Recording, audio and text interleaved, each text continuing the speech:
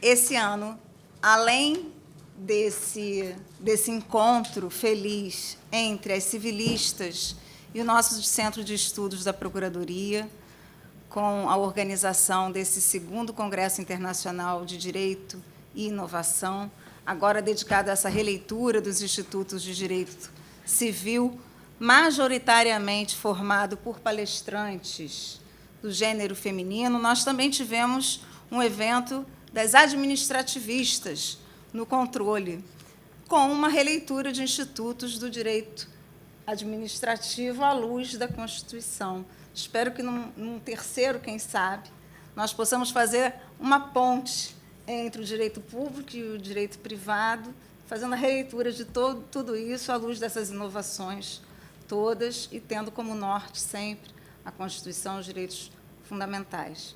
É uma alegria imensa para a Procuradoria recebê-los aqui, termos aqui essa oportunidade de um diálogo acadêmico de tão alto nível e com tantas novas reflexões para a nossa casa, eu diria mais do que isso, para a nossa cidade. Bom, dito isso, e invertendo, né, de certa forma, um pouco aqui a pauta, eu vou apresentar a professora Ana Luísa Nevares, que é professora da PUC Rio. Além disso, ela tem um currículo aqui extenso, viu? É mestre em Direito Civil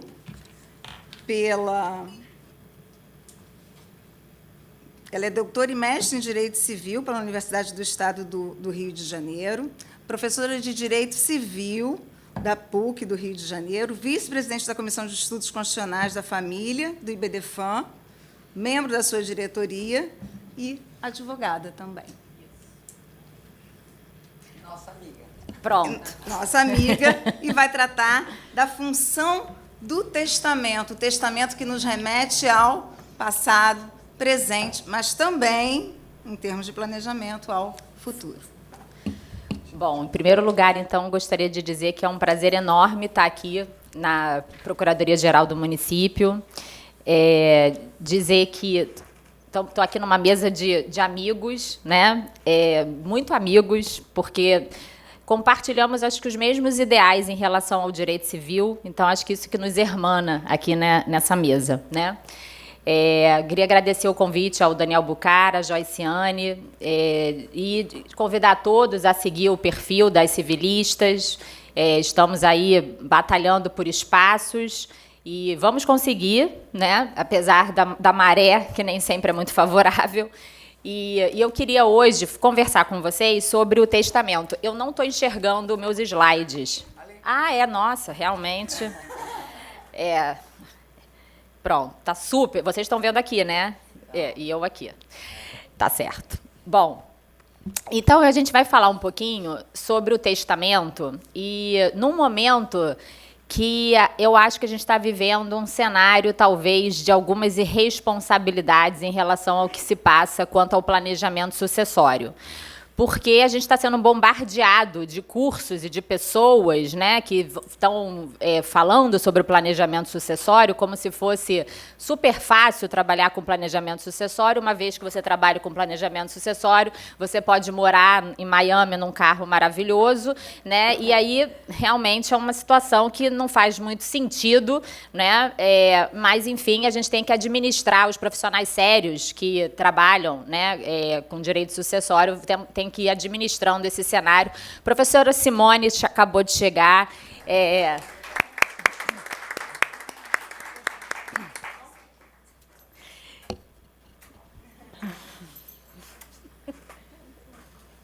Cheguei na hora para Miami, um dos profissionais sérios.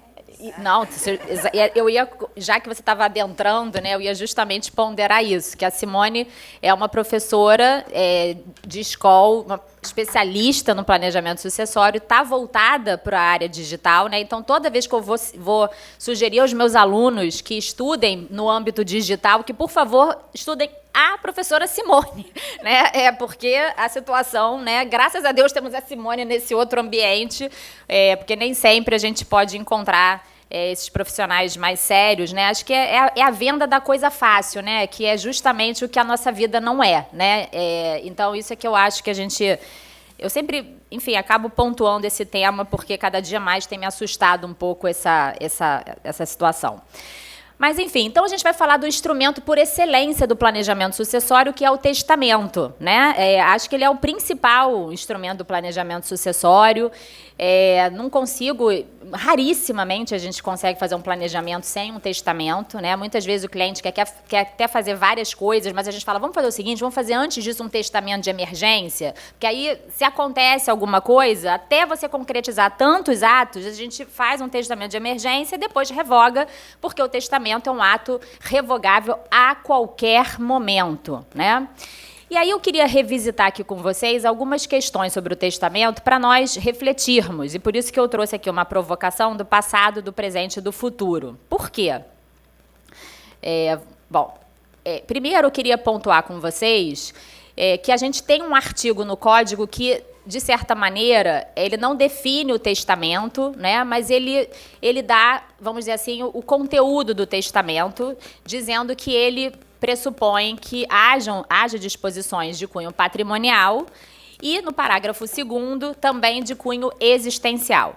Então, o que é importante a gente registrar? Que o testamento ele tem uma eficácia múltipla, porque ele serve a diversos objetivos do testador. Não precisam ser só objetivos patrimoniais.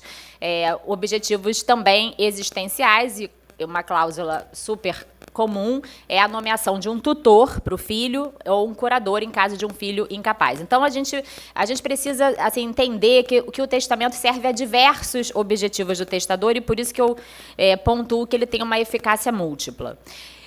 No Código de 16, se a gente puder trazer esse marco, nós tínhamos um privilégio dos parentes consanguíneos, assim, o cônjuge não era herdeiro necessário, só herdava na falta de descendentes e de ascendentes. É verdade que, nessa ocasião, o regime supletivo do casamento era a comunhão universal de bens. Então, sempre que a gente pensa na questão sucessória do cônjuge e do companheiro, a gente coloca isso dentro de um projeto maior do Estatuto Patrimonial do Casamento, que ele engloba não só a sucessão, como também o regime de bens. Então, era um fato que o cônjuge não era herdeiro, havendo descendentes ou ascendentes, mas o regime supletivo era aquele da comunhão total de bens. Nesse viés, então, a gente passou até 62, né, uma data marco, que foi quando a mulher casada saiu do rol dos relativamente incapazes. Nesse momento, foi inserido... aliás, foram inseridos 2 direitos sucessórios para o cônjuge, o usufruto vidual e o direito real de habitação, que também dependiam do regime de bens. Ou seja, qual era a ideia naquele momento? Que a gente tinha que proteger de alguma forma a mulher e também atrelando a questão do regime de bens, dando mais direitos para quem não era casado em comunhão total de bens, justamente porque começou-se a ter uma amplitude maior na proteção sucessória, não só para herdeiros consanguíneos. Nesse Código de 16, a gente tinha um individualismo exacerbado do testador. Então, ele podia colocar as cláusulas de inalienabilidade, empenhorabilidade, incomunicabilidade na legítima, sem nenhuma restrição. Não era permitido converter os bens da herança em bens de outra espécie, porque existe um instituto que é pouco falado, que é a conversão dos bens da herança. É quando o testador diz lá no testamento que ele quer que determinados bens sejam trocados por outros de espécie diversa. A coisa mais comum é pedir para vender e dividir o dinheiro, mas poderia ser o contrário, pegar o dinheiro e comprar obras de arte, né, dentro do conceito de converter os bens. Então, a legítima não podia ser convertida. E eu tinha um fideicomisso amplo, para quem não sabe o que é fideicomisso, normal, porque é uma palavra que a gente só vai estudar no último período de direito civil, né?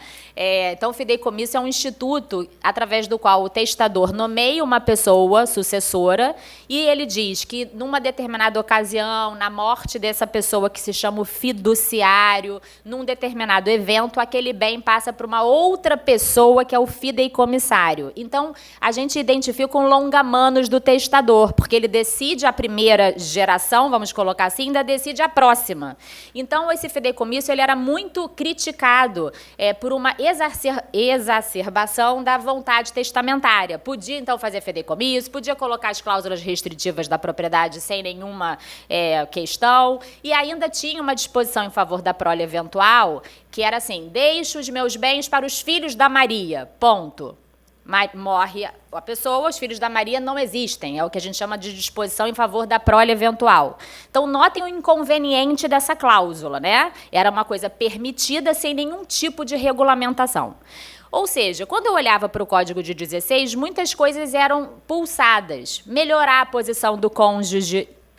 Coitado, o companheiro ainda nem estava na mesa, né? Quando a gente estava pensando na mudança do Código de 16, o nosso projeto da década final de 60, início da de 70.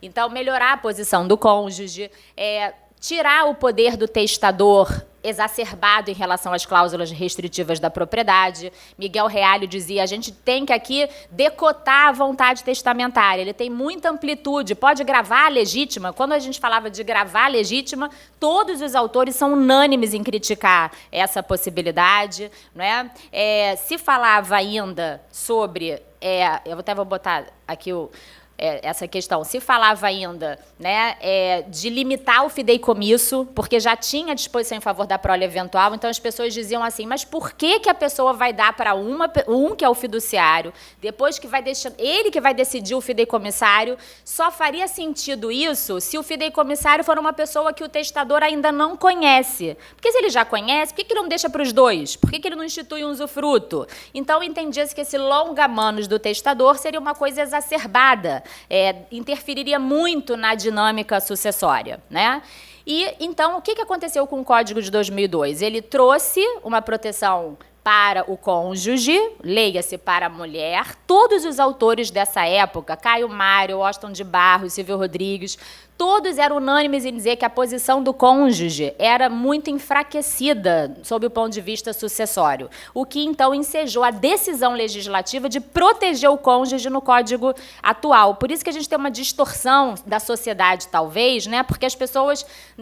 o Código chegou num momento em que a família estava muito diferente da época da projeção do Código. Nem divórcio tinha. Então, o Código chegou num momento de famílias recompostas, num momento que justamente a gente vai falar aqui do futuro, né? Ou melhor dizendo, do presente.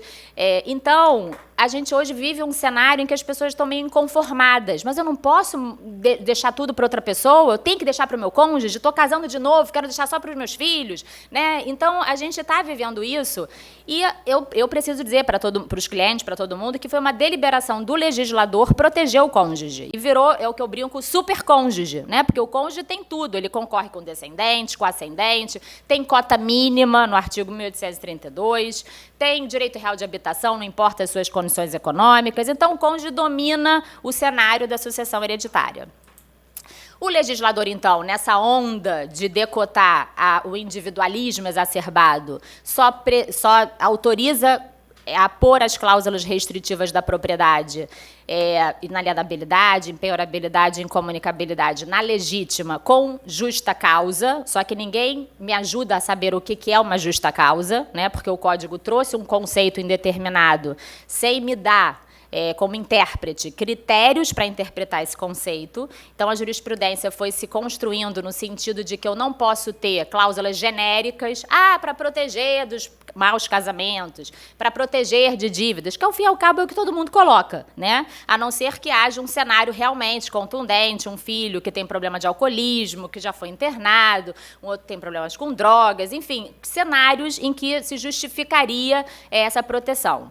O Código continuou não permitindo que a legítima seja convertida em outros bens, limitou o fideicomisso, que acabou com o fideicomisso, então, porque agora só pode ser o fiduciário, ok, recebeu. O fideicomissário tem que ser uma prole eventual. Então, ficou, né, quando você não tem mais esse fideicomisso no cardápio do planejamento sucessório, ele saiu, porque ele ficou tão limitado que eu não consigo mais utilizar esse fideicomisso, porque o fideicomissário não é mais uma pessoa que existe que eu possa, né, deliberar. E agora eu tenho uma disposição em favor da prole eventual regulamentada. Então, ou seja, recado do Código de 2002. Vamos proteger o cônjuge e vamos decotar a liberdade testamentária. Porém, o Código chegou num momento em que a família mudada, né, não era mais uma família que tem várias configurações, recomposições, né? A gente precisa trabalhar com os interesses dos sucessores. Tem uma autora que eu gosto muito, portuguesa, Maria Nazaré Lobato, e ela fala: o direito sucessório é a regulamentação de relações entre vivos, porque, de fato, a pessoa faleceu, né? E quem vai ficar aqui somos os vivos, né? Agora eu estou viva, então digo somos nós, que vamos conviver com os outros herdeiros, com o testamento. Então, o direito sucessório, ao fim e ao cabo, ele regulamenta a relação entre os vivos. Então, nós temos que levar em conta os interesses dos sucessores na sucessão. Então, a gente começa a perceber que o legislador, apesar de ter protegido o cônjuge, ele não se atentou a herdeiros vulneráveis, menores, herdeiros com incapacidade, pessoas que sejam vulneráveis economicamente. Ele não cuidou de limitar a vontade testamentária em relação às cláusulas restritivas, que hoje que a gente vê na jurisprudência são sempre pedidos de dispensa do gravame, né? A gente tem a subrrogação, que o Código de 2002 ampliou para qualquer caso de conveniência econômica do herdeiro que esteja gravado, ou econômica social. Mas a gente não tem, por exemplo, um pedido meramente de dispensa, porque muitas vezes não me interessa subrrogar, né? Para que eu quero vender o bem? Eu não quero levar o gravame para outro bem. A subrrogação não me interessa. Eu quero vender para usar o dinheiro. Eu preciso daquela situação. Então, a gente tem uma jurisprudência muito contundente, aceitando as dispensas da cláusula, mas o Código só fala em subrrogação, só fala, né, na levar o gravame para outros bens, né? Então, a gente começa a perceber que o Código, ele teve um momento, mas ele não está suficiente para o nosso momento, porque temos uma proteção exacerbada do cônjuge, temos certos limites ao planejamento sucessório, temos ainda um testador muito liberado, né? E eu vejo assim, às vezes parece que o testador pode tudo, né? Tudo que ele mandar tem que cumprir, porque quem morreu a pessoa, então a gente tem uma certa coisa mística, né?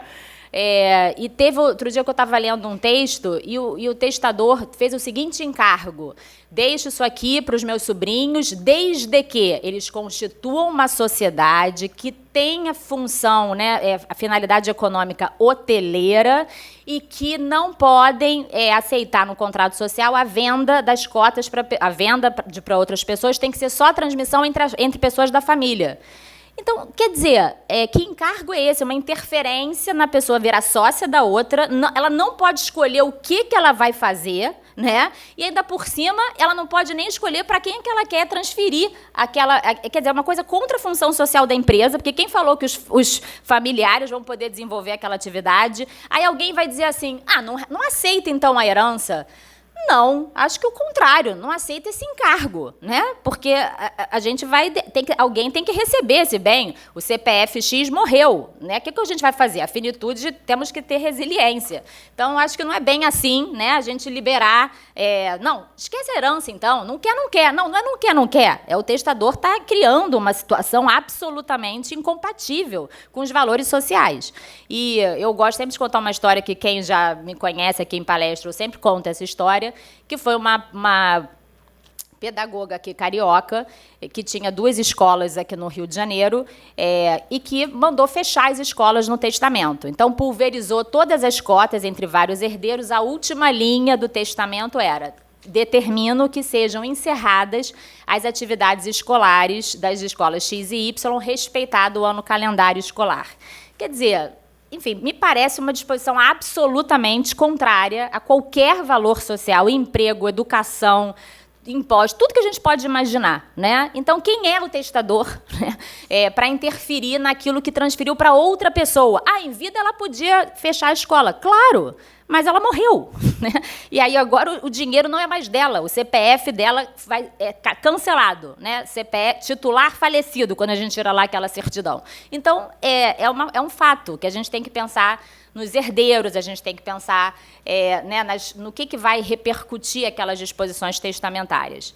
Enfim, então, se a gente pudesse, né, pensar num perfil funcional para o testamento, para o futuro, na verdade, para hoje, para agora, né, eu acho que a gente precisaria refletir sobre limitar a vontade testamentária em relação a sucessores vulneráveis. E um ponto muito relevante seria a gente poder ampliar o direito real de habitação, que hoje é só para o cônjuge, independentemente de regime de bens, independentemente de capacidade econômica, ele é o senhor do direito real de habitação, enquanto filhos menores, filhos deficientes, pais idosos não têm direito a morar no imóvel que era residência dele, né? Porque dependia a relação familiar, a moradia dependia daquela pessoa falecida.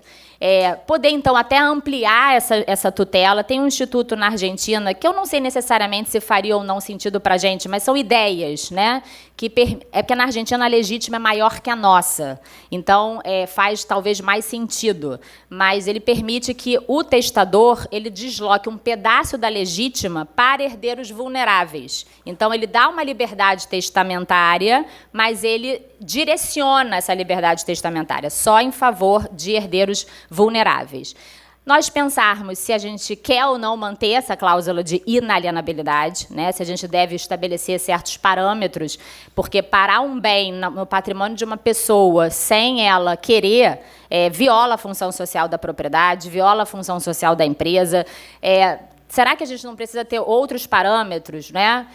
Privilegiar a filantropia. Tem uma carta no Jornal Brasil, Correio Brasiliense, do Warren Buffett, falando justamente sobre essa questão de ampliar, né, a filantropia.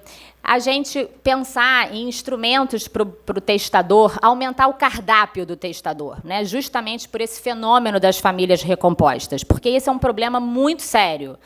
A gente, no almoço, está todo mundo feliz, fazendo sorridente e tal, mas na hora da morte, né, aquela situação, ela vira um caos, porque aí eu tenho a madrasta, o padrasto, o filho do primeiro casamento, o filho do segundo, aí o pai teve 3 filhas, a mulher só teve uma filha, então a filha vai ficar com mais do que as 3 filhas do outro, ou seja, é uma confusão, né? Então, se a gente tivesse mais instrumentos para o planejamento sucessório, que seria converter os bens da legítima em dinheiro, porque dinheiro é fácil dividir, né? Às vezes é mais fácil você pode ter um inventário que tem 100 milhões de reais, se tiver 4 contas bancárias, é muito mais fácil do que um inventário de 2 milhões de reais, só com filhos imóveis, coisa lá né, fora do estado onde você trabalha, ações pulverizadas, ninguém sabe onde estão as ações, todo dia aparece um negócio, sei lá da onde, da Bovespa. Então, às vezes, dá muito mais trabalho um inventário que tenha valor menor, mas com uma qualidade de bens difíceis, do que o contrário, né?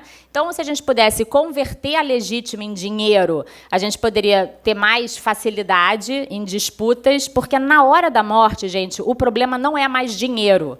Aqueles processos lá parados, né, na vara de órfãos e sucessões, o problema não é o dinheiro. O problema são outras questões que aparecem e se sobrepõem ali naquela discussão, né? E nós pensarmos realmente na questão de 2 pontos importantes: a herança digital e a tutela póstuma da personalidade. E a gente está vendo hoje como a inteligência artificial está nos atropelando, né? Como que a gente pode ver a inteligência artificial produzir coisas que não existiam quando a pessoa era falecida, né? Eu posso produzir uma obra que trabalha com a voz de um artista, mas essa obra não foi produzida por aquele artista. Ela usou a voz daquele artista, mas ele não era vivo quando a obra foi realizada, né? E sem contar que a gente está colocando as pessoas fazendo coisas que elas não tinham feito. E a prova disso, que foi muito falada, foi aquela história da Elis Regina, né, num comercial.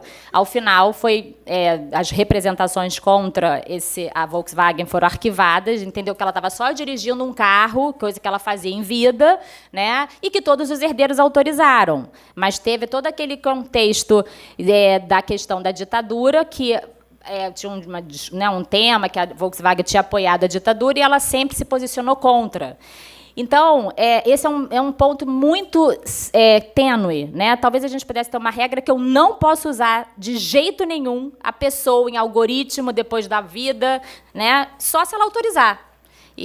Ou então a gente prevê parâmetros, né? Já pensei em testamento de pessoas famosas de dizer, olha, pode usar, mas tem que respeitar a minha história de vida, né? Enfim, botar parâmetros para aquela situação. E a gente pode saber que, se alguém ultrapassar a linha, né, os outros familiares podem vir e criticar, discutir, não é? Mas esse é um ponto importante para se pensar.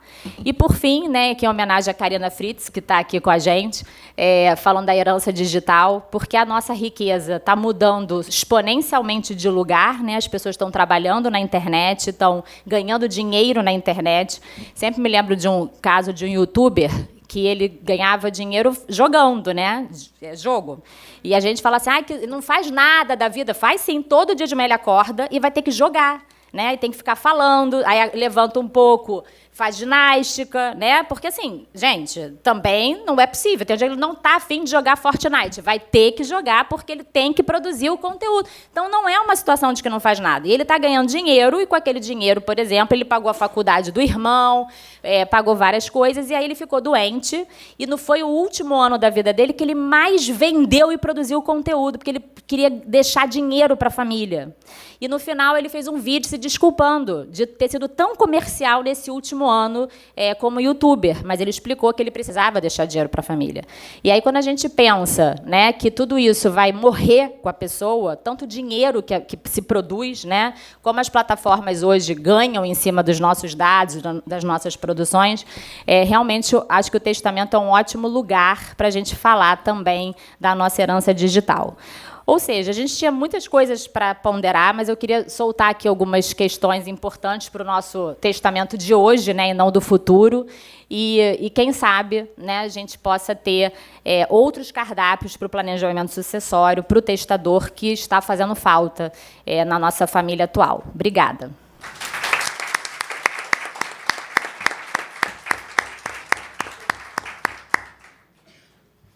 Obrigada, professora Ana Luísa. Excelente exposição e reflexões muito contundentes, né? A preservação da autonomia, da vontade, e, ao mesmo tempo, quando essa vontade quer se postergar de tal maneira que inibe,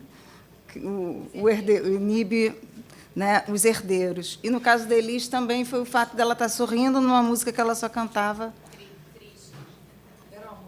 E esse parâmetro, né, de respeitar o histórico de vida.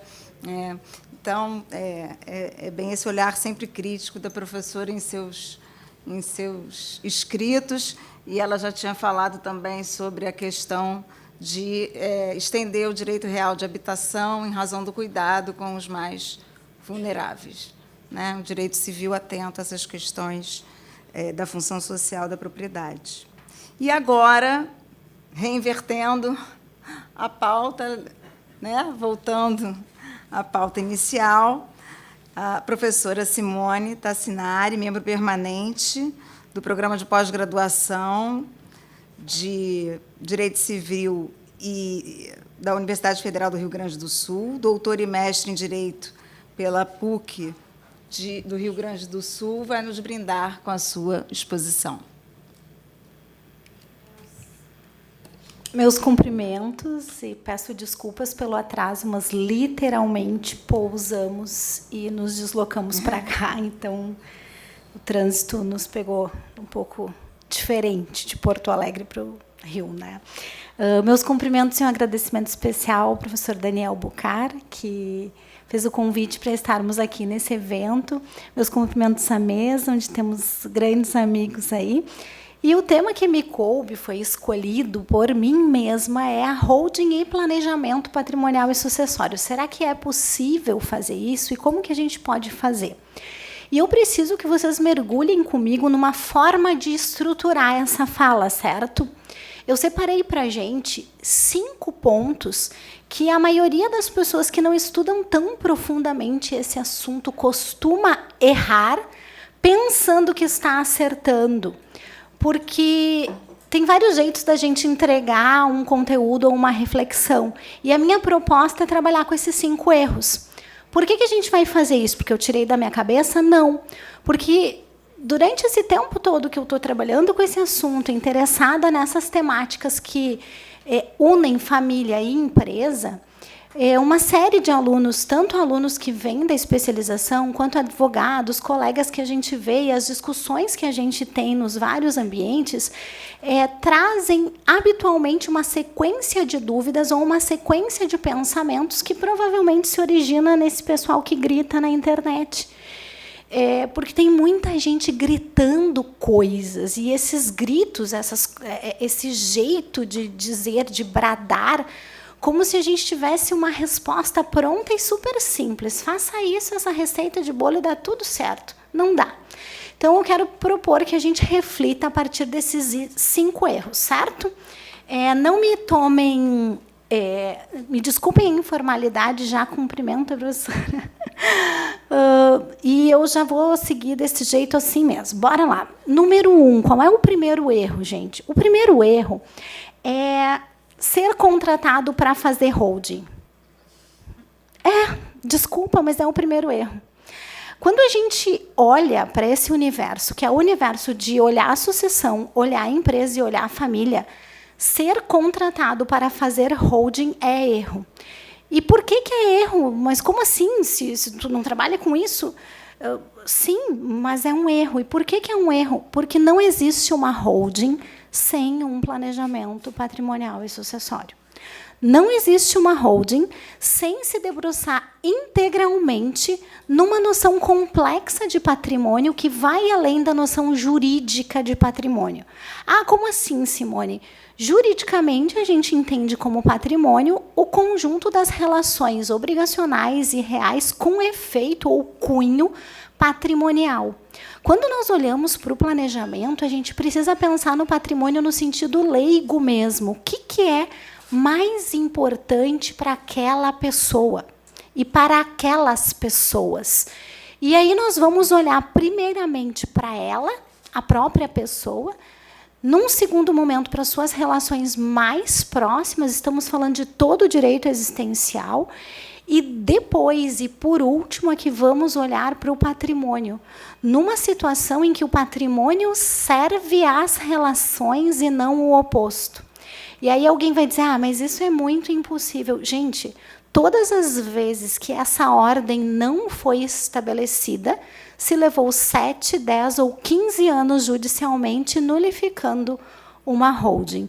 Então, desculpe, mas ser contratado para fazer holding é erro. Mas parece acerto. Parece acerto porque ficou bonito vender isso. Ficou bonito e interessante dizer que temos isso no portfólio. E tudo bem, porque o profissional da advocacia, o profissional antigo, não precisava desse tanto de se amostrar, que nem me diz lá no interior do Rio Grande do Sul. Mas, hoje em dia, exige-se alguma exposição que até é questionável neste lugar. Então, essa é a primeira reflexão. Não há holding sem uma dimensão complexa de patrimônio, e não patrimônio no sentido jurídico. Esse é o primeiro erro. O segundo erro, gente, que a maioria dos advogados e dos alunos que chegam até mim para falar sobre esse tema tem, é focar nos planejadores. Como assim, Simone? Como é que isso é erro? Se eu estou sendo procurado pelo planejador e pela planejadora, isso não pode ser erro. Mas é erro. Por que é erro? Quando a gente foca nos desejos e vontades destes planejadores e dessas planejadoras, podem ser mulheres, nós estamos deixando de lado uma pleiade de divergências que já podem ser antecipadas e prevenidas neste lugar. Simone, tu está dizendo que a vontade do planejador não importa e da planejadora? Não. Eu estou dizendo que O foco completo e absoluto na vontade deste planejador e desta planejadora leva aos abusos. E a professora Ana Luísa acabou de nos dizer um exemplo de um abuso. Eu preciso mandar nos meus bens para depois da minha morte, para a próxima geração e para mais uma vindoura. E a professora Daniele costuma dizer, tem gente que não aceita largar o controle patrimonial. E o próximo erro, que é um sub-erro deste erro, que é focar nos planejadores, é deixar de atender os planejadores. Mas não estou entendendo, Simone. Se eu não posso nem focar nos planejadores, eu não posso esquecer. Como que eu preciso fazer isso?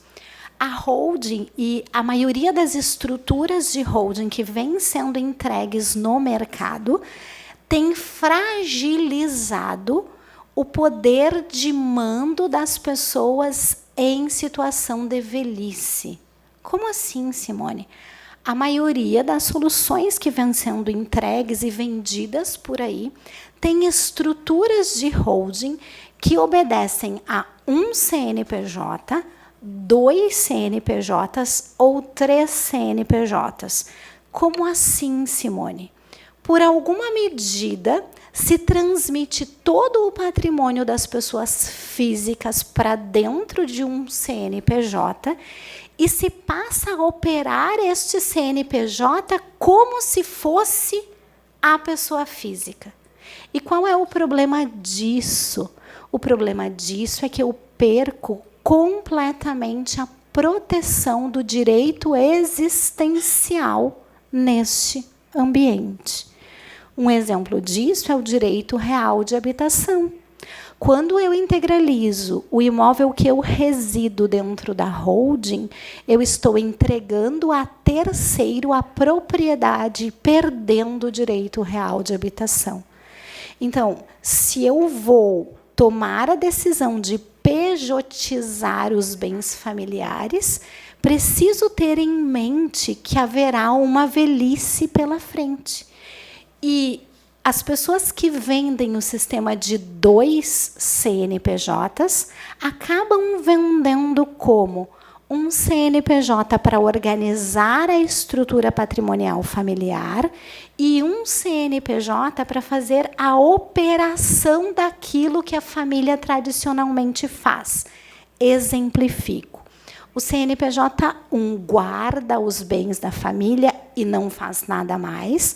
E o CNPJ2 é a indústria de imóveis. O CNPJ2 faz o chuveiro. O CNPJ2 é a indústria metal mecânica. O que se tenta fazer com isso?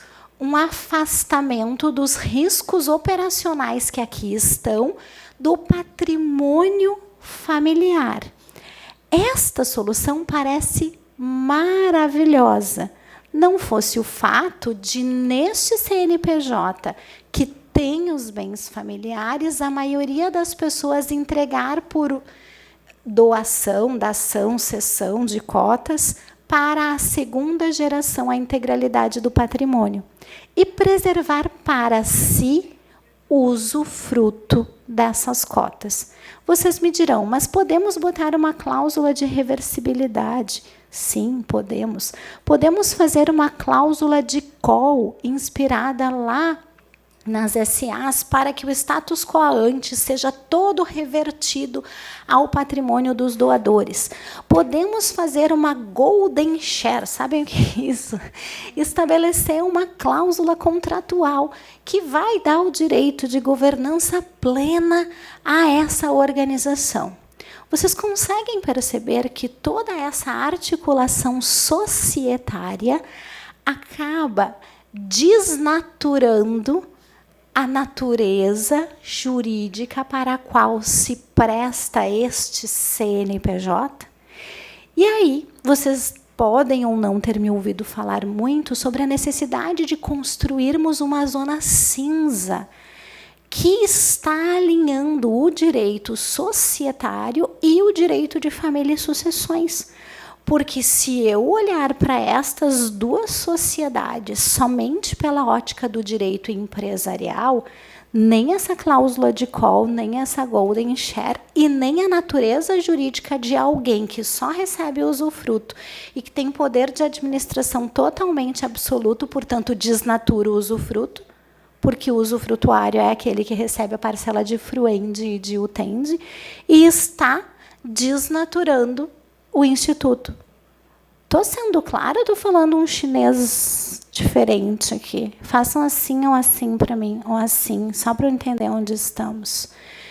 Essa articulação societária, ela não combina com a teleologia constitucional estabelecida para o núcleo familiar. Aqui eu estou embasada na criação de lucro a partir do 170 da Constituição. Aqui na família eu estou a partir do 226. Aqui eu tenho solidariedade e aqui eu tenho livre concorrência. Se nós não lutarmos para construir uma compatibilização axiológica e com uma racionalidade que tome em conta princípios que são dos dois lados e que, portanto, salvaguardem o sistema, nós corremos o risco de subverter a lógica que diz respeito a essa situação da holding. E aí vocês vão dizer, Simone, mas isso aí depois está tudo resolvido. Não está. Tanto não está que eu tenho certeza que quem está aqui nessa mesa tem processos, e alguns dos colegas que estão aí têm processos de discussão a respeito disso. Sabe por quê? Porque quando nós estamos olhando para um CNPJ que organiza patrimônio familiar, nós não estamos diante do risco empresarial típico. O STF já se pronunciou sobre isso. E se não há risco empresarial típico, também não há frutos advindos destes riscos a serem remunerados. Portanto, o acréscimo patrimonial ele é todo familiar. A rácio que monta uma família para organizar patrimônio familiar é a rácio da sociedade familiar e não a rácio do direito empresarial. Porque se ela não pode se beneficiar dos lucros e das vantagens tributárias que são típicas do risco e do empreendedorismo, talvez não seja o direito societário que para ela sirva. E, de outro lado, esse outro lugar, ele remunera riscos. O empresário que toma riscos, ele é remunerado por isso. Simone, eu não estou entendendo nada do que tu está falando. Vou explicar. Se eu me caso com alguém e eu faço uma holding de 2 CNPJs, organizando um patrimônio operacional aqui, um patrimônio só para organizar a nossa estrutura, e essa empresa cresce, olha só que legal, eu e meu marido não tínhamos nada. 100 mil reais era o nosso patrimônio inicial. Eu aportei 20 mil reais, ele aportou 80 mil reais. No final da nossa união, esses 20 mil reais se tornam 20 milhões de reais. E ele tem, então, 80 milhões de reais, porque essa minha holding agora vai ter 100 milhões de reais. Olha só, não vai dar para falar todos. Estava no terceiro, eu vou precisar correr. Tipicamente, esse crescimento não é da sociedade. Portanto, a regra de subrogação, que seria aquela regra típica de que há a proporcionalidade do risco assumido no ambiente operacional, talvez não valha aqui. Vocês entendem a gravidade do que estou a falar?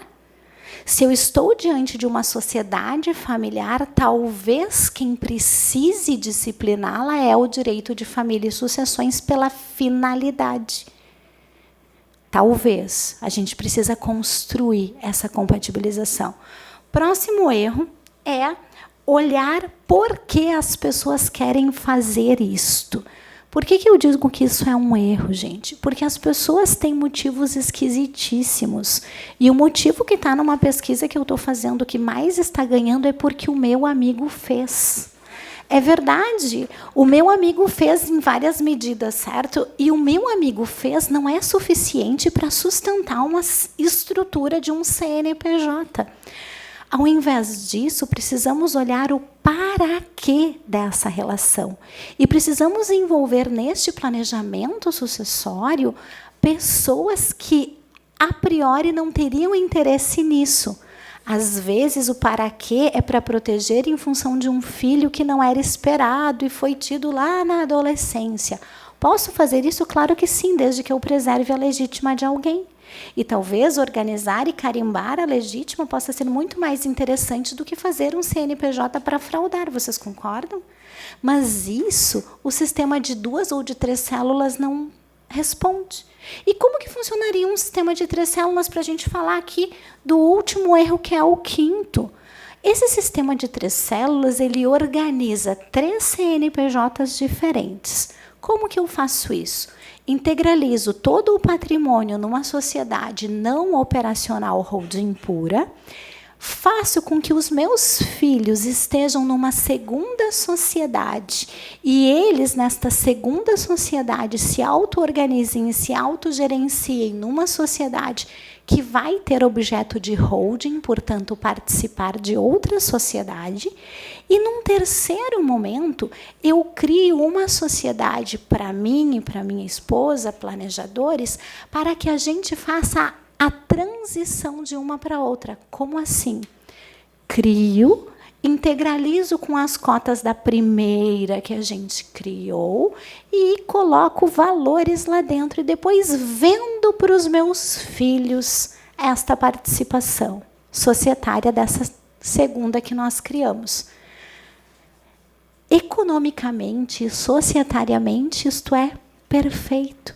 E o DREI, anotem, porque isso vai ser importante para vocês, num recurso número 14020.116144 de 2022, disse o seguinte: vale um contrato social quando a sócia estipulou que no momento de sua morte os bens seriam alienados onerosamente.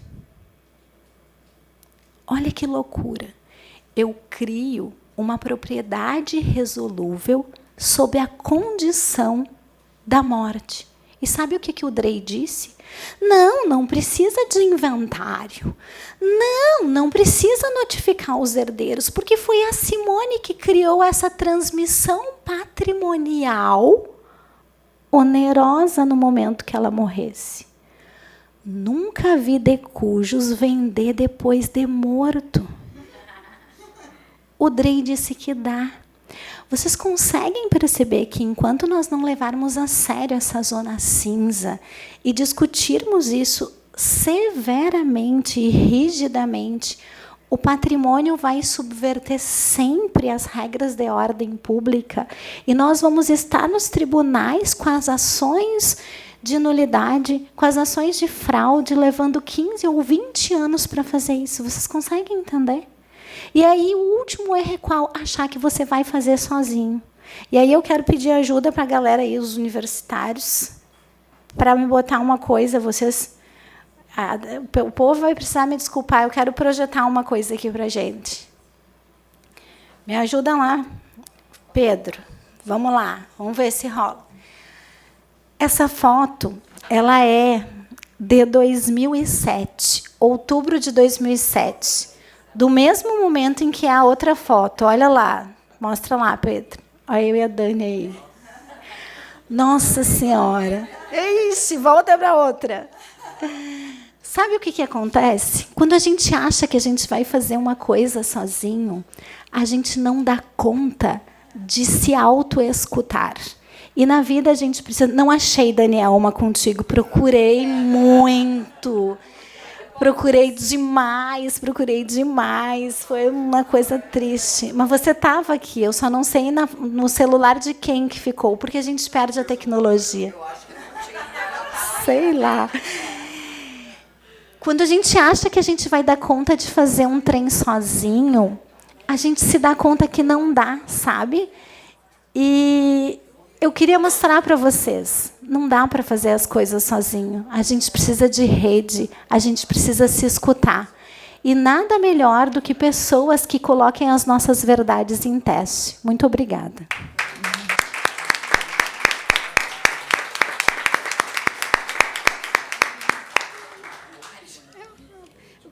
Muito obrigada, professora Simone Tassinari, pelas reflexões sobre essa ponte aí entre o direito de família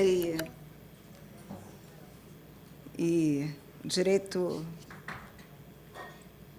comercial, mas ficou de fora, né? As questões do afeto, todas essas questões ficam de fora, né? Justamente é isso que está lhe causando tantas aflições. E agora, mantendo aqui o nosso planejamento, o nosso horário, vamos ouvir a professora Daniele Chaves Teixeira, que vai falar sobre pacto sucessório e pacto de família. E, primeiro, deixa eu apresentá-la. A professora Daniela é mestre em Direito Civil pela Universidade do Estado do Rio de Janeiro e doutora em Direito Civil também pela Universidade do Estado do Rio de Janeiro, advogada. Muito obrigada. Primeiro, queria cumprimentar a todos aqui da mesa, que é uma mesa aqui de amigos. E eu falei ontem para o Daniel, quando eu pousei, parabéns, Daniel, pelo evento, a PGM, pela coordenação científica, Sérgio, Joiciane e Daniel, que é tão bom vir participar, onde a gente vai para um congresso que a gente ouve, que a gente aprende, né? E vim super animada.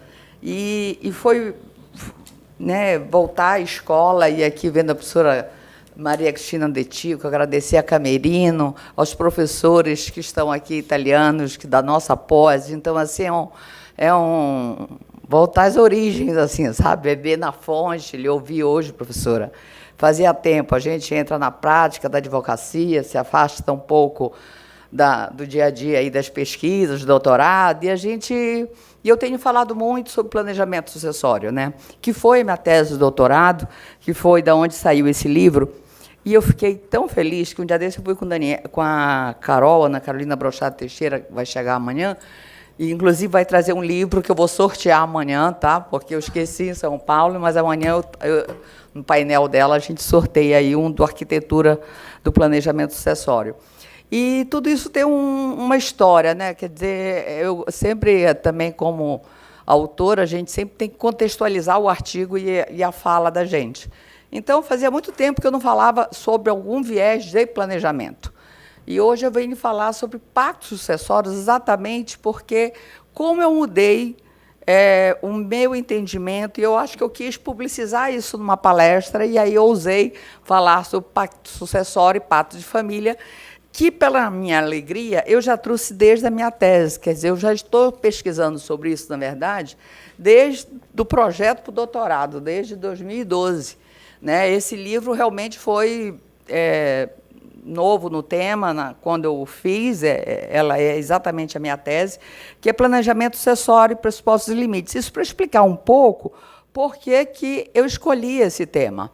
É exatamente para eu sair do planejamento, e eu fui num congresso, como eu estava falando com a Carol, num congresso de planejamento patrimonial e sucessório, quase 1.000 pessoas na OAB de São Paulo, e eu vi o tanto que ele estava atual. Eu estou precisando atualizar, mas assim, o cerne da pesquisa está todo aqui, várias palestras. Eu dizia, Carol, olha aqui, olha, eu já falei isso, olha isso. Então, eu disse assim, bem, vamos pegar uma face dela.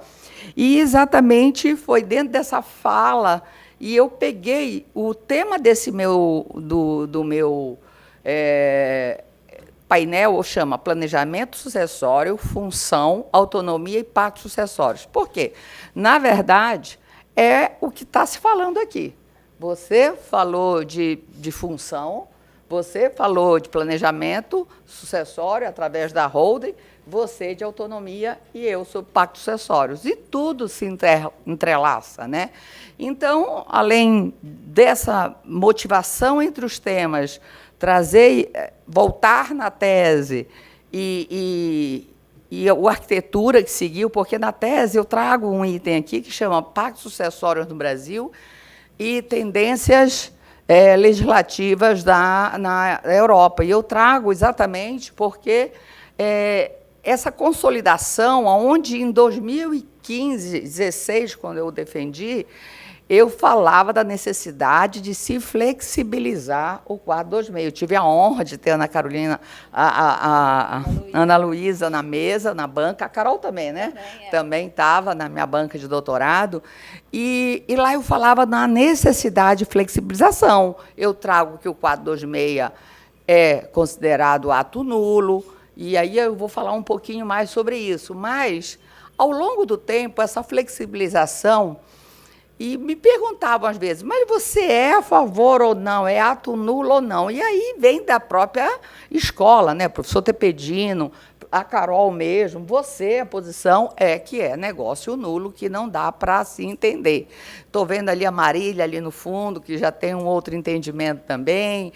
E tem, dentro da doutrina, outras vozes. E eu fui consolidando. E hoje eu tenho... Daniel também não, esquecido, né, Daniel? não, você vai ser homenageado. Você quer antecipar a coisa? Eu vou exatamente trazer. E, professora Cristina, o que eu gosto tanto do estudo desse direito civil na legalidade constitucional é que, com a questão da função, você atualiza os institutos no tempo. Não fica um instituto atemporal ou fora do contexto, porque se ele tem que ser funcional, atender àquela sociedade, às demandas daquela sociedade, ele vai se atualizando. E, necessariamente, você não precisa de novas legislações para se extrair essas interpretações axiológicas, né? E antes de eu começar, só fazer duas observações, uma sobre a palestra da maravilhosa da Ana Luísa. O case que ela falou, eu sofri o impacto. Os meus filhos estudavam na escola. Imagina, você estava na Chapeuzinho Vermelho. E aí... você sofreu, quer dizer, foi um choque em outubro, quer dizer, eu já tinha passado os processos seletivos e a escola vai fechar, e a gente tem que correr atrás. Foi bem impactante, do nada, sem respeitarem, sem pensar em nenhuma função do que aquilo, só para manter a vontade daquela pessoa. Então, foi boa essa viagem aí no tempo, que a gente vai estar falando na minha palestra, mas que foi um pouco isso. Bem, eu fiz, dentro da minha pesquisa, eu fiz um doutorado de sanduíche, na época, na Alemanha, e é interessante porque eu tinha um co-orientador lá, o professor Jan Peter Smith, e ele dizia, ele não entendia porque planejamento sucessório era importante no Brasil, e que não tinha esse impacto que tem hoje, né? E lá, porque a Alemanha tem uma legítima de 50%, então o nosso problema não é a legítima, mas ele tem uma flexibilidade de sistemas, inclusive de liberdade dos pactos sucessórios, aonde ele tem todas as formas e os sistemas. E no Brasil, por que isso é tão importante hoje para eu chegar nos pactos e para ajudar o meu entendimento que eu fui mudando? Porque o que eu achava lá como luz, eu fui vendo o quê? Essa crise dos direitos das sucessões, e aí abrindo espaço para o direito societário, porque o direito das sucessões é extremamente engessado, sem atualizações, e, às vezes, os europeus não entendiam por que ele é importante aqui, porque o que é planejamento sucessório? Nada mais é que uma organização patrimonial com transferência de bens visando a sua morte. E por quê? Porque a Europa os países ali continentais foram também, teve reforma na França em 2004, 2006, na Alemanha em 2009, em Portugal em relação ao regime de bens em 2018, na própria Itália em 2006 com o Pacto de Família, que eram reflexos de quê? De uma maior liberdade de testar, de uma maior autonomia no direito das relações. Por quê? O mundo mudou, né? A sociedade mudou, as famílias mudaram, e aí a gente vem até a perguntar se realmente o os pilares do direito das sucessões se justificam, né, que é família, qualquer manual de direito das sucessões tem família e propriedade. São as mesmas de hoje? Eu digo que não. Primeiro seriam famílias, porque com a Constituição podendo tutelar várias formas de entidades familiares e essas complexidades das relações, que nas duas palestras veio bem claro isso, é realmente a família que faz chegar o cliente e te perguntar o que é que eu faço, como eu organizo, eu tenho, porque não era pensado, e nós não estamos mais naquele período de jogar a sujeira para baixo do tapete. Você tem que isso é rasgar dinheiro, então você tem que se organizar. E, dentro disso, essa transformação da sociedade, que são as características desse mundo imediatista, consumista, fluido, né? Até numa pós, eu lembro, até agora, após a modernidade, fala em estado gasoso, quer dizer, não tem nem ali uma barreira. Tudo isso para dizer, as características globais do mundo têm esse perfil. E, além disso, o crescimento da importância do direito das sucessões não aconteceu só no Brasil, aconteceu no mundo também, as pessoas com desenvolvimento tecnológico, que esse é outro problema, gente. Tecnologia, eu sei que a área aí do Sérgio vem muita coisa por aí, mas, olha, eu não vejo o direito conseguir correr atrás. O direito corre atrás da sociedade. Agora, conseguir correr atrás dessa tecnologia e como ela impacta todas as nossas vidas. Então, o direito das sucessões criou uma importância. No Brasil, ninguém estudava direito das sucessões. Raríssima. A Ana Luísa, uma vez ela foi jantar na minha casa, a Celinda disse, não, porque eu tenho uma aluna, era de mestrado, que ela gosta de colação, direito das sucessões, e era a Ana Luísa, né? Então, na verdade... na verdade... Olha lá, então... então, realmente, não se estudava. E que bom que hoje temas de painéis cada vez mais presentes, eventos só de direito das sucessões. Então, isso só está representando esse impacto que também teve no mundo. E, no caso do Brasil, a gente precisa atualizar e ajustar. E aí que os pactos sucessórios podem vir a auxiliar mais ainda. E, muitas vezes, quando a gente fala em pactos sucessórios, só se pensa na renúncia dos bens, na questão de regime de bens. E o pacto sucessórios, eles têm uma potencialidade muito maior do que isso. Então, até entenderem que não é só a renúncia antecipada de bens que virou isso um problema, e também concordo com você que foi uma opção legislativa hoje, se quiser, como a própria legítima. As pessoas acham que a legítima é tutelada constitucionalmente. O que é o artigo 5º, inciso 30. É o direito à herança que é tutelado. A legítima, mas eu também não vejo mudança nenhuma, nem a pequeno, médio, longo prazo. Acho que isso está estruturado dentro da sociedade brasileira. Agora, o que eu sempre busco é uma reflexão sobre esse instituto. E me pergunto, a quantificação, o que exatamente? Eu falei, não, a gente tem que pensar e ver as demandas do que aquela sociedade também está solicitando. Mas, enfim, dentro disso, a funcionalização dos institutos, e principalmente do direito sucessório, e com os princípios, e que muitas vezes a base até da minha tese é autonomia versus solidariedade, e falam, mas não são contraditórios? Eu disse, mas às vezes são complementares. Depende de que forma você está analisando o caso concreto, né? E, dentro dessa questão da importância e do pacto para atender essas demandas, para deixar bem claro, né, a oposição o artigo 426 fala, não pode ser objeto de contrato a herança de pessoa viva, né? Eu não vou entrar em detalhes, mas nós temos 3 tipos de pactos sucessórios, os dispositivos, os renunciativos e os institutivos. Mas o que eu vejo aqui é que a doutrina entende que existe essa demanda de maior autonomia no direito das sucessões, em função principalmente das relações familiares, e outra questão, o outro pilar que eu disse que a família não se adequava, e sim famílias, o outro pilar é qual? Propriedade. Eu não acho que é propriedade, e sim patrimônio, porque o patrimônio, dentro dele, você tem bens imóveis, que é a tradição brasileira, é muito difícil você fazer ainda hoje mas sei que isso está mudando muito, mas fazer um planejamento sem um bem, um inventário que seja sem um bem imóvel. Ainda é 2 casos que eu lembro assim de não ter nenhum bem imóvel. Então, a tradição, por quê? A palavra dizia isso. A riqueza, como se concretizava? Em bens materiais, era casas, vilas, sítios, granjas, fazendas, quando muito ali aqueles casarões de São Paulo se tinha o quê? Um carro, um automóvel. Só que isso mudou muito para os bens móveis, com maior circularidade, fluidez dos bens, com menos formalidade, e hoje os bens digitais, né, que cada vez mais, tokenificação, enfim. Quando você vê que o Banco Central, CVM, estão estudando sobre tokenificação, que é a tendência, então, isso já chegou, gente, está aqui. A gente já analisa contratos bem sobre essa realidade, não adianta falar que não. E dentro dessa corrente majoritária, é que realmente é um negócio nulo. Isso quer dizer que você não faz, na prática da advocacia, você faz.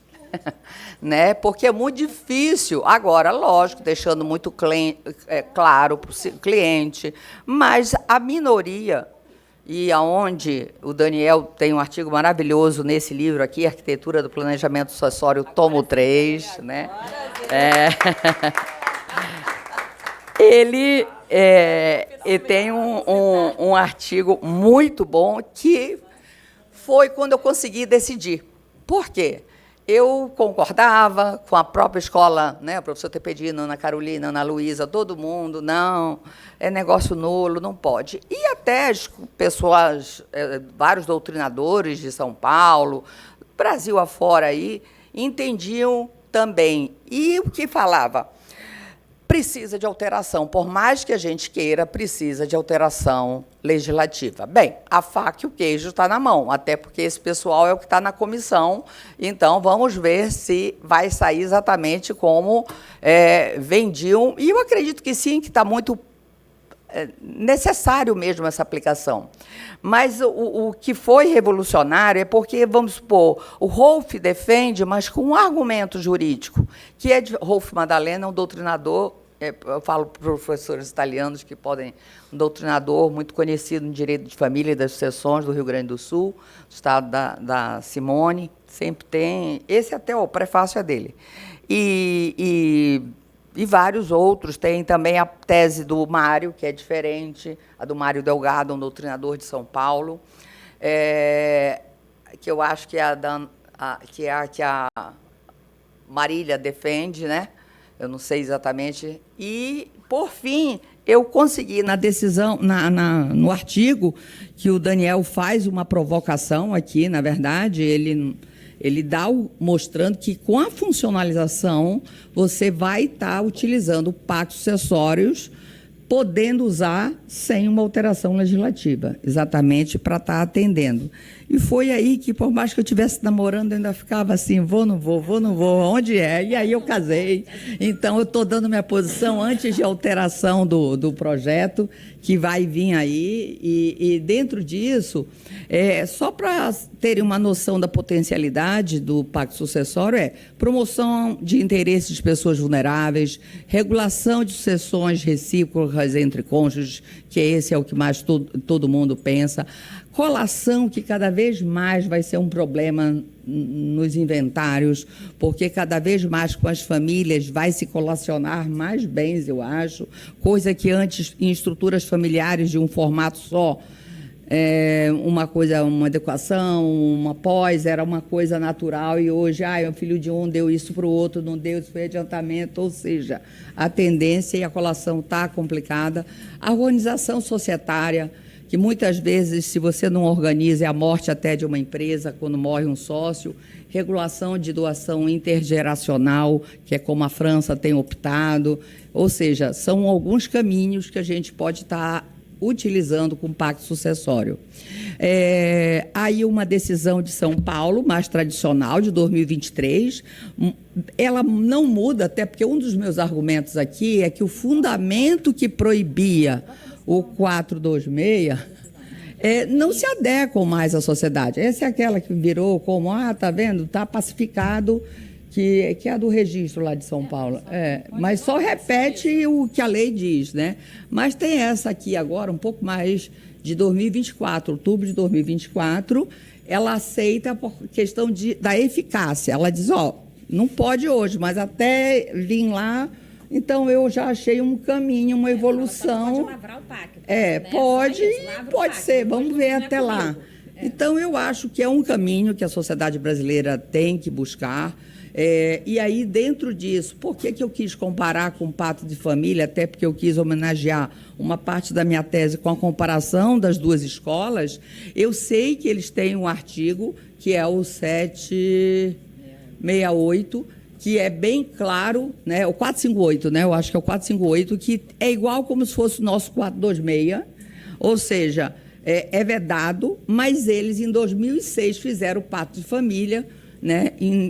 Com a possibilidade única de questão empresarial, buscando-se ali o quê? Um equilíbrio entre as necessidades dos herdeiros e até a própria vontade do planejador, de quem estava ali, né? Buscando, com certeza, uma maior autonomia nas relações empresariais. Aí eu achei, fazendo uma pesquisa, uma decisão que retrata bem isso, né? Onde a Corte, ela fala que o Pacto de Família só pode versar sobre as empresas ou participações societárias, exceções legais, sobre pena de violação à proibição geral de pactos sucessórios previsto no artigo 458. Então, o que eu estou dizendo? A Itália, lá em 2006, como a tendência de outros países, como a França também, tem artigos similares. Aí vocês vão dizer, então não precisa de uma alteração, de qualquer forma, Daniela, legislativa. Eu interpreto, pela minha forma de estudar e interpretar os valores condicionais, que não precisaria. Mas o que eles optaram não é nem necessariamente por uma alteração completa do artigo, mas foram criando legislações que davam soluções a alguns problemas, como, por exemplo, na França, que você pode passar para outra geração e assim por diante. A Espanha, que também tem um artigo similar ao 426, de vedando os pactos sucessórios. O direito, vocês sabem que a Espanha tem o Código Civil espanhol, mas também tem das áreas lá, como o do catalão, é uma das legislações mais modernas que tem, e é possível o pacto sucessório lá, né? E dentro da reforma aí do projeto do Código Civil, eu não vou entrar, já se falou muito pouco da crítica a algumas questões do Código, até se é uma reforma ou não, né? Porque muda tanto, mais de 1.000 e poucos artigos, se seria um novo Código, se questiona, até se critica um pouco, se chega a ser mesmo uma reforma. E aqui a possibilidade vai vir, sim, com possibilidades de antecipação da herança, alteração do 426 para outras condições, e que isso é um cenário bem positivo e concretizando um pouco, acho que, essa demanda da sociedade, e que o direito, então, tem que ir. E dentro dessas aplicações, já encerrando já a minha fala, eu só falo aqui o seguinte: a necessidade dos pactos sucessórios, eu entendo que são possíveis. Dentro dos limites que se fala dentro do planejamento sucessório, tem as regras de ouro, que entre eles está, né, a legítima e o 426. E aí eu ouso fazer que os meus limites o próprio respeito, até a ameação, porque às vezes você chega o patrimônio, você tem que se tirar o patrimônio ali do cônjuge ou da companheira, ou seja, como aqui vai ser a questão da meação. Lógico que é o limite, os limites legais, na verdade, né? Então, meação, legítima, credores, e a função, ou seja, a própria função vai ser limitante da minha própria autonomia. Quer dizer, para não ser a vontade de um testamento ter que prevalecer, como o caso, o case que a gente falou aí do GINC, né? E lembrar sempre da necessidade de estar se atualizando o pacto, atualizando os planejamentos, que o tempo, cada vez mais, o ciclo das relações estão menores, não quer dizer piores, talvez mais verdadeiras, e aí eu trago 4 cenários que é necessário isso. Com a pessoa, quando tem uma alteração da pessoa, que eu falo assim, ou seja, mudou os seus herdeiros necessários. Do patrimônio, quando eu tenho ou uma quantificação ou uma qualificação impactante que eu tenha que alterar aquele meu planejamento, até para estar respeitando a legítima e não cair numa doação inoficiosa. A própria autonomia, ou seja, a função vai ser o meu grande limitador, e alteração legislativas, e que vindo aí sempre é um corre, né, para quem faz planejamento, está atualizando agora com a reforma tributária, que a reforma também não teve nada, né, ele foi um sistema tributário e não uma reforma. Bem, gente, era isso, eu queria trazer, dividir com vocês e compartilhar minhas pesquisas.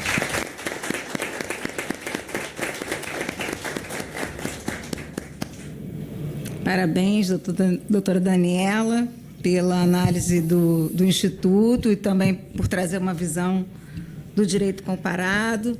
Se soma, né, aquela perspectiva dos vários formatos de holding e se soma também a análise da função social do testamento. Então, é uma bancada que tem aqui um leque de opções. Não fosse um dos coordenadores científicos um especialista na matéria, né? Então, ele escolheu a dedo aquelas que iriam aqui tratar do tema. Agora, não posso, né, fugir a repetir a brincadeira da manhã, mas agora, na hora da cota. A cota, né? Certíssimo. Nós temos a participação... É verdade. Nós temos a participação do professor Vitor Almeida, que vai tratar da alteração de regime de bens e autonomia dos cônjuges, mas ainda em vida, né? Ainda em vida. Sem morrer. Não, tudo aquilo era em vida, mas com a perspectiva da morte. Aqui a gente não está com essa perspectiva. Professor Vitor é doutor e mestre em Direito Civil pela Universidade do Estado do Rio de Janeiro, professor adjunto do Departamento de Direito Civil da Universidade do Estado do Rio de Janeiro e professor também do Departamento de Direito da PUC Rio. Obrigado. Uma honra tê-lo aqui, viu? A honra é toda minha. Boa tarde a todas e a todos. Especialmente agradeço, gente, o convite na pessoa do professor Daniel Bucar, com quem tenho compartilhado alguns projetos lá na UERJ, o professor Sérgio Negre, a professora Joiciane Bezerra de Menezes, que lindamente estão organizando, né, esse evento, que tem sido uma oportunidade ímpar de rever grandes amigos, não somente aqui do Rio, que nem sempre a gente consegue se encontrar, mas também de outros estados, né? Então, deixo aqui registrado o meu agradecimento. Na verdade, eu saúdo a mesa na pessoa da nossa coordenadora, Arícia, porque ao meu lado, eu estou ladeado, na verdade, do meu marco teórico. Então, assim, além de amigas queridas, né, é mais do que um encontro, né? Eu fiquei aqui literalmente como cota por dois motivos, né? Não somente em virtude da questão do gênero, que por si só já é plenamente justificável, né? Corretamente, temos 3 mulheres e um homem, mas, por outro lado, porque também a escolha do meu tema, que é um tema bastante localizado, embora tenha conexão, obviamente, com o planejamento sucessório, também com o direito das sucessões, como a gente vai ver ao longo da minha fala, sem sombra de dúvida, ele não trata especificamente a respeito desse tema. Então, como já dito anteriormente, eu vou tentar propor aqui, compartilhar com vocês algumas reflexões a respeito da releitura do parágrafo 2º do artigo 1639 do Código Civil, a partir dos princípios da mínima intervenção do Estado nas relações familiares, da liberdade dos cônjuges e também da própria privacidade familiar. Em outros termos, né, como todos nós sabemos, ainda sob a égide do Código Civil de 16, não somente o casamento era indissolúvel, mas também o regime de bens era imutável. Ou seja, o princípio da imutabilidade do regime de bens vigorava e vigorou durante toda a vigência do Código Civil anterior, mesmo diante da Lei do Divórcio, em 1977, em que permitia, portanto, o divórcio, embora, né, através de toda uma estrutura para a manutenção do casamento, primeiro a separação, depois o divórcio, estabelecendo longos lapsos temporais até que o divórcio fosse efetivamente realizado, mas se manteve a imutabilidade do regime de bens. Lembro que uma reflexão bastante curiosa, né, uma fala bastante curiosa do professor João Batista Vilela, né, professor da FMG, em que ele dizia que eram contrassenso, era um paradoxo bastante curioso, na medida em que você poderia se divorciar e casar novamente sob um novo regime de bens, mas que você não poderia alterar o regime de bens a partir de 1977. A verdade é que o Código Civil de 2002 teve um avanço bastante significativo nessa matéria, não somente porque permitiu a alteração do regime de bens num único parágrafo. Então, embora seja um estudo bastante localizado num parágrafo do artigo, no parágrafo 2º do artigo 1639, na verdade é um parágrafo e mil dúvidas, né? Diversas reflexões que a gente pode fazer a partir desse enunciado, mas também porque se observou que, apesar da possibilidade de alteração, a presença do Estado ainda é muito forte, é bastante marcante em matéria de mutabilidade do regime de bens. Em outros termos, o legislador impôs como requisito para essa alteração, além do consenso, que me parece que é o único requisito que não merece críticas, a motivação desse pedido. Além disso, deve-se verificar também a procedência das razões invocadas e, né, que não haja prejuízo a direitos de terceiro, né? Então, vejam que aqui há uma marca muito forte da presença do Estado, que, sem sombra de dúvida, não se coaduna mais, primeiro, com a feição, né, não institucional, com a feição não rígida e não publicista que a gente vem emprestando hoje ao casamento ao longo dos últimos anos, sobretudo a partir dos ditames da Constituição de 1988.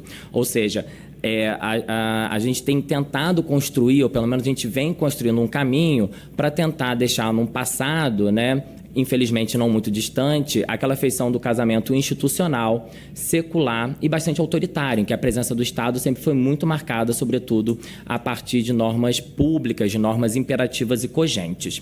E aí eu vou começar compartilhando com vocês, até para que a gente possa ter aqui um ponto de partida, sobre uma pesquisa que eu venho desenvolvendo no Tribunal de Justiça do Estado do Rio de Janeiro, sobre alteração de regime de bens, e vou compartilhar alguns dados que já foram tabulados entre janeiro de 2019 e abril de 2024, tá? Em que eu tenho feito aí com o auxílio do DICOL, que é a Divisão de Coleta e Tratamento de Dados do TJ.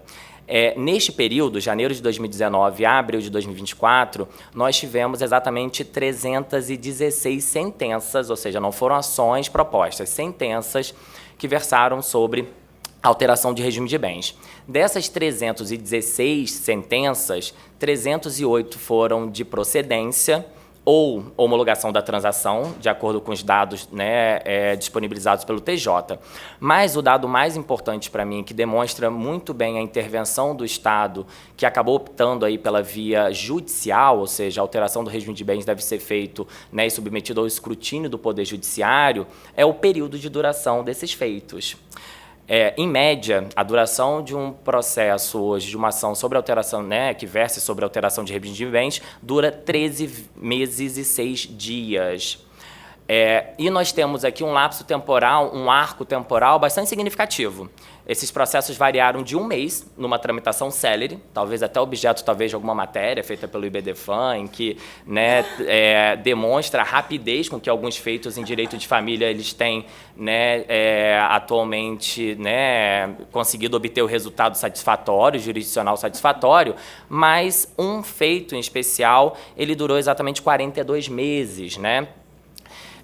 Essa preocupação, essa angústia em realizar uma pesquisa um pouco mais aprofundada a respeito da alteração do regime de bens, ela parte exatamente de algumas situações concretas em que eu percebi que diversos casais eles desistiram, na verdade, de propor uma ação de alteração de regime de bens. Muitos desistem, na verdade, né, na minha experiência, 3 casais desistiram exatamente quando foram comunicados que eles poderiam se divorciar diretamente no cartório, mas que eles não poderiam realizar a alteração do regime de bens.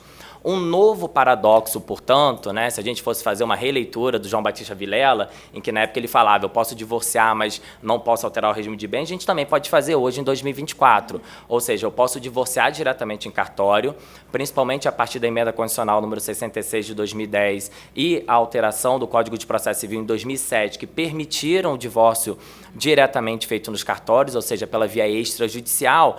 A mesma evolução legislativa não ocorreu para e passo em relação à alteração do regime de bens. o que evidencia 3 pontos importantes. Primeiro, uma incoerência entre a facilitação do divórcio no caminho da desjudicialização, da contratualização das relações familiares, sobretudo da dissolução do vínculo conjugal. Segundo, ainda uma forte presença do Estado, ou seja, né, de fato aqui uma intervenção desarrazoada em matéria patrimonial, portanto disponível, relacionada sobretudo a pessoas adultas e capazes, em regra, né? E terceiro, uma violação grave, na minha opinião, a uma esfera de decisão que cabe única e exclusivamente ao casal. Até porque, muitas vezes, a alteração do regime de bens é fundamental para a manutenção e permanência daquele vínculo. Não raras vezes, as brigas, desentendimentos e angústias durante a vida conjugal decorrem, sobretudo, né, de disputas e discussões acirradas, né, em virtude de dinheiro, né, do patrimônio envolvido. Além disso, outra incoerência também que a gente pode observar é como que o direito brasileiro sempre preservou, sempre assegurou uma amplíssima liberdade antes do casamento, ou seja, é assegurado aos nubentes a livre escolha do regime de bens, salvo nos casos, né, da separação obrigatória do 1641, mas, por outro lado, ainda mantém, embora haja permissivo no parágrafo 2º do 1639, a presença forte ali de uma restrição ou de uma limitação à liberdade dos cônjuges em alterar, sem nenhuma justificativa plausível nos tempos atuais que justifique, portanto, tamanha restrição. Nessa mesma linha, caminhou o Código de Processo Civil. O CPC de 73, ele não dispunha sobre um procedimento específico sobre alteração de regime de bens, porque na época, obviamente, ele não era possível.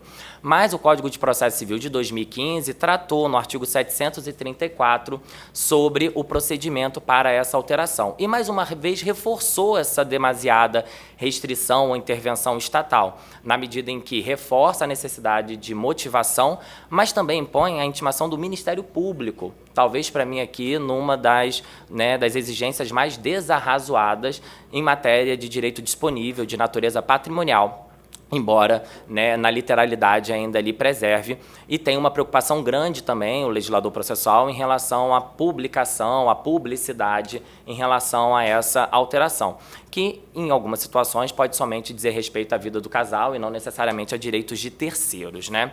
É bem verdade, vou fazer uma menção rápida aqui, que o anteprojeto do Código Civil altera a redação do parágrafo 2º, permitindo que tanto a alteração do regime de bens em casamentos, né, entre cônjuges, possa ser feito diretamente por escritura pública, também estabelecendo uma discussão que eu vou retomar um pouco mais à frente, que é relativa à retroatividade ou não dos efeitos relativos a essa alteração. Então, no anteprojeto do Código Civil, né, determina, portanto, expressa, portanto, que o efeito seria não retroativo, ou seja, o efeito seria ex nunc, mas mantém, a meu ver, de maneira bastante correta, porque aqui a gente estaria no plano da eficácia e não da validade, a preservação dos direitos de terceiros, portanto, o que seria uma alteração bastante bem-vinda, apesar de toda a crítica que a gente pode fazer estruturalmente ao anteprojeto, né? Mas, pelo menos, demonstra que o movimento de desjudicialização alcança também, por óbvio, né, a alteração do regime de bens. E a partir desse cenário normativo, né, a partir desse quadro normativo, a gente tem algumas questões que me parecem fundamentais. A primeira delas, até para eu começar a dialogar um pouco mais com a mesa, né, seria exatamente os efeitos da alteração do regime de bens em matéria de concorrência sucessória. Todos nós sabemos que no Código Civil vigente, né, embora o anteprojeto até pretenda extinguir, abolir, né, a concorrência sucessória, mas todos nós sabemos que atualmente a escolha do regime de bens tem impacto direto na sucessão legítima, principalmente em matéria de concorrência sucessória, prevista no primeiro inciso do artigo 1829 do Código Civil. Isso quer dizer que a escolha daquele regime de bens é fundamental para decidir se vai concorrer sucessoriamente com descendentes ou não, independentemente do cônjuge estar lá alocado como terceiro na ordem de vocação hereditária. Essa questão traz para a gente 2 pontos fundamentais. Primeiro, até lembro da fala da professora Ana Luísa no último IBDFAN, que ela dizia é preciso falar sobre um planejamento sucessório raiz, né? E a escolha do regime de bens e o próprio testamento são talvez instrumentos raízes, genuínos, né, no cenário do planejamento sucessório. Mas o segundo ponto importante é ainda há uma certa doutrina que é bastante resistente, dizendo que a alteração do regime de bens, quando impacta em prejuízo, porque a escolha vai exatamente excluir da concorrência sucessória, que ela deveria ser proibida, ela, né, não deveria ser admitida. E aí, basicamente, 2 argumentos são sempre, né, ventilados. O primeiro deles é que, provavelmente, um dos cônjuges, por causa da sua fraqueza, da facilidade dele ser, né, rapidamente, facilmente seduzido, cooptado por outros motivos, que ele sairia ali num prejuízo exatamente por causa da alteração do regime de bens.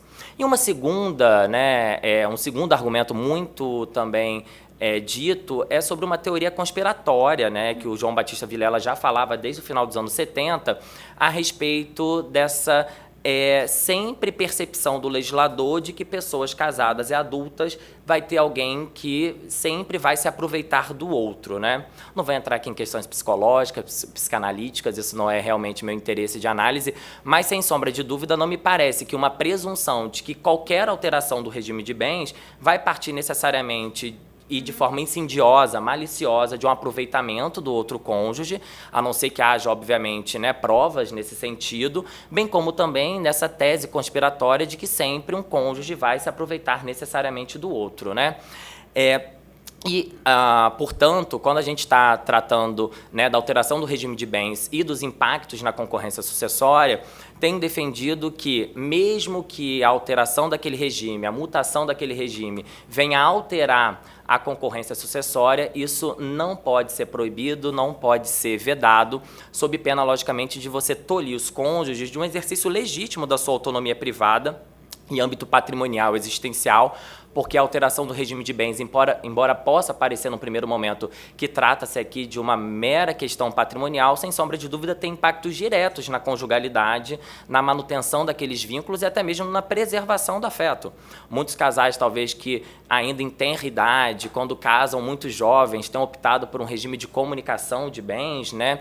Posteriormente podem entender aí, por causa de práticas empresariais ou até mesmo em virtude de novas aventuras e jornadas profissionais de um dos cônjuges, que talvez a separação de bens seja muito mais bem-vinda para evitar qualquer tipo de litígio, briga desnecessárias, que inclusive poderia, né, incorrer na própria dissolução e fim daquela vida conjugal, portanto, né?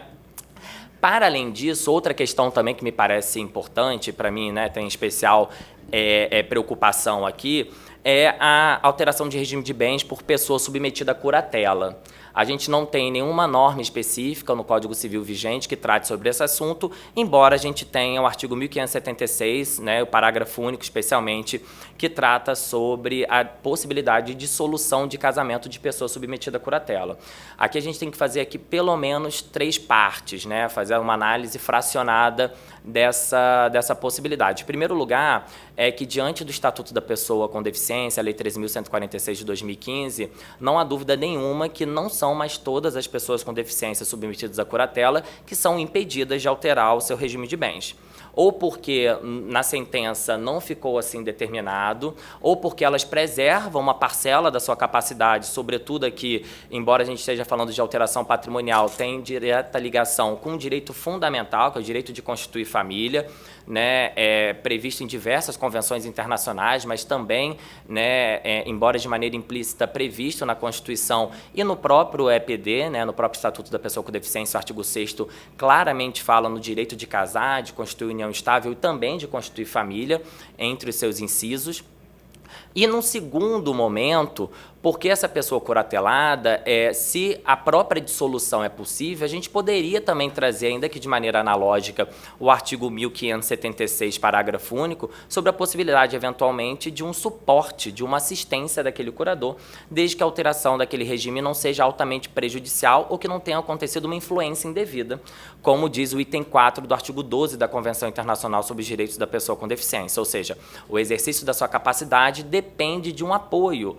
E aqui eu não estou falando do apoio no sentido de tomada de decisão apoiada, que obviamente a alteração seria plenamente possível, não há dúvida em relação a isso, mas estou falando da própria possibilidade de apoio comunicacional, de suporte, para que aquela pessoa submetida à curatela possa compreender os efeitos e a extensão da sua decisão em alterar o seu regime de bens, tá? E, por fim, Me parece também que aqui é de todo relevante quando a gente está falando, né, de pessoas incapazes, ou pelo menos com uma capacidade relativa, né, expressar ainda que o próprio juiz pode, em sentença, determinar que aquela pessoa pode fazer alteração do seu regime de bens, ou seja, de acordo com os laudos periciais, né, e o laudo social realizado, também entender que ele teria capacidade para a realização deste ato, tá? Um ponto, né, bastante controvertido, e vou tentar agilizar aqui minha fala, é com relação à retroatividade ou não dos efeitos da alteração do regime de bens. Diante do eloquente silêncio do legislador, que nada mencionou no parágrafo 2º do 1639, isso se tornou quase que um festim de pólvora, né, trazendo aí discussões, né, e acirrando o debate para ambos os lados.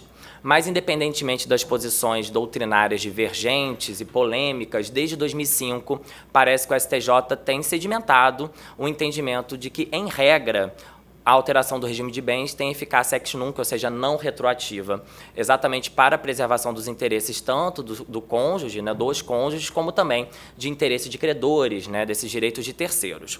Mas também, ao longo dos últimos anos, em especial um julgado, um recurso especial me chama a atenção, parece que o STJ começa a acenar para um movimento de entender que aqui nós temos dois centros de interesses, tanto dos credores terceiros, mas também dos cônjuges.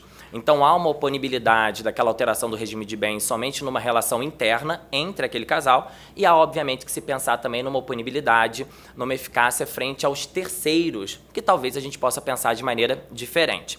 Esse recurso especial foi 1.671.422, proveniente de São Paulo, em que o STJ foi instado a se manifestar a respeito da possibilidade da retroatividade na hipótese de pedido dos cônjuges para alteração do regime de separação convencional para o regime da comunhão universal de bens. Nas instâncias ordinárias, a modificação foi autorizada, mas o termo inicial foi fixado, né, na linha da própria jurisprudência do STJ, com trânsito em julgado da sentença. Mas, diante da singularidade do caso, a Corte entendeu que, em razão da própria natureza do novo regime, ou seja, que a comunhão universal, obviamente, vai comunicar os bens pretéritos e futuros, mas também, ressalvados os interesses de terceiro e dos cônjuges, é admissível a retroatividade dos efeitos, tendo em vista a intenção manifesta dos cônjuges de comunicação plena dos bens pretéritos e futuro, o que deixa comprovado o próprio reforço da garantia de eventual satisfação de crédito futuro. Então, parece que a Corte Superior acena com uma possibilidade de modulação dos efeitos, que vai depender tanto de uma aferição concreta da própria natureza do regime escolhido, não sendo, portanto, mais uma questão estanque e rígida, se retroage ou não, se é ex tunc ou ex nunc, mas também diante da inexistência de prejuízo a terceiros, o que vem, né, talvez acenar, embora seja uma decisão ainda, né, isolada, acenar para uma mudança, né, de entendimento, ao contrário do que vinha anteriormente. Mais um caso interessante para compartilhar com vocês também do STJ é o recurso especial 1.904.498, de lavra da ministra Nancy Andrighi, em que muitos tribunais, né, ainda exigem uma devassa completa da vida conjugal, a partir da juntada de documentos dos bens imóveis, ações, enfim, de todo o conjunto patrimonial, o que não somente torna aquela ação bastante morosa, como eu acabei de comprovar com vocês, mais de um ano para tramitar uma ação de alteração de regime de bens que poderia rapidamente ser resolvido, talvez diretamente em cartório, mas também porque torna bastante onerosa, né? Morosa e onerosa, com a necessidade de diversos documentos, certidões, que obviamente são necessárias para fazer uma análise talvez bastante superficial e, na maior parte dos casos, pela análise não somente quantitativa, mas qualitativa das decisões que eu tenho visto, né, somente se verifica a existência daquelas certidões. Sequer se analisa o conteúdo das certidões na maior parte das vezes, o que torna ainda mais desnecessária a necessidade da via judicial para alteração de regime de bens. Mas, nesse recurso especial, a ministra Nancy Andrighi entendeu que a melhor interpretação que se pode exigir, né, e conferir ao parágrafo 2º do artigo 1639 é aquela no sentido de não se exigir dos cônjuges justificativas ou provas exageradas, uma vez que isso acaba tolhendo indevidamente a liberdade dos cônjuges no que concerne à faculdade de escolha da melhor forma de condução da vida em comum. Um ponto, para finalizar aqui a minha fala, e já vou para as minhas considerações finais, que tem chamado muita atenção sobre a alteração de regime de bens e a gente não pode deixar de fora, é a questão de gênero. O direito de família não é lido a partir de lentes de gênero, mas o direito de família é o próprio gênero em si, né? Então, a rigor, não é uma mera lente, na verdade, constitui a própria formação das famílias brasileiras, sobretudo. E aí, nessa medida, a gente precisa sempre pensar ou cogitar. A limitação, a autodeterminação dos cônjuges em relação a essa mudança do regime de bens, ela, de fato, encontraria algum óbice diante da desigualdade de gênero?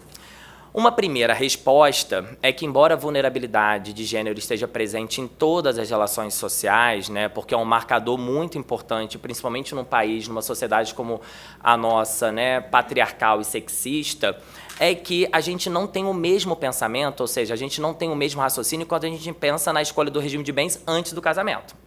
Então, essa presunção, se a gente tivesse que, de fato, entender que ela seria de per si, ou seja, a priori, uma presunção legislativa, eu também teria que pensá-la na escolha e criar instrumentos, obviamente, para tentar, de alguma forma, né, conter eventual aproveitamento, sobretudo de homens em relações a mulheres, embora as vulnerabilidades também se verifiquem em relações homoafetivas.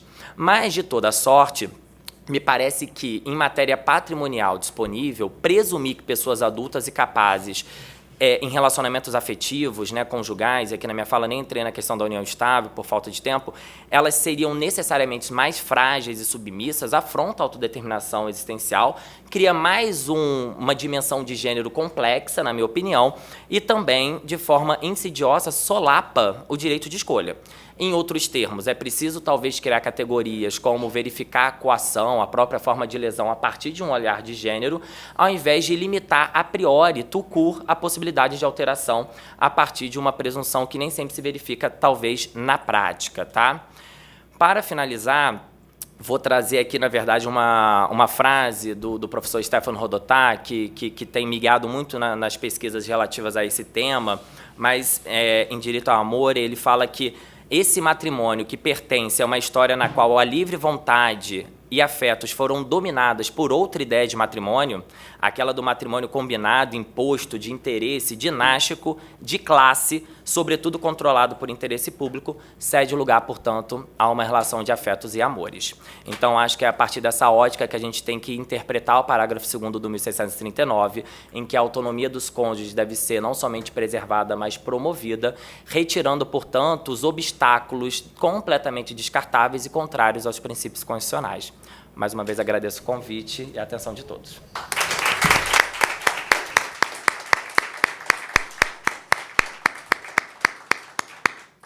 Vitor, depois desse fecho também, né, não tem como não nos emocionarmos com o direito civil, com as relações familiares e com essa possibilidade de estabelecer aí não só a contratualização mesmo das relações patrimoniais, mas também disciplinar, de alguma forma, os direitos extrapatrimoniais. Na herança digital, também os direitos personalíssimos que estão sendo apropriados pelas Big Techs, também, que é uma outra grande discussão.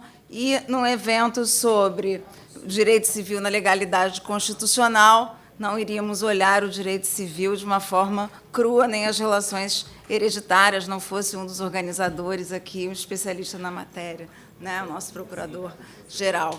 Então, para vocês, esse painel fantástico, em breve estará também nas nossas redes. Muito obrigada.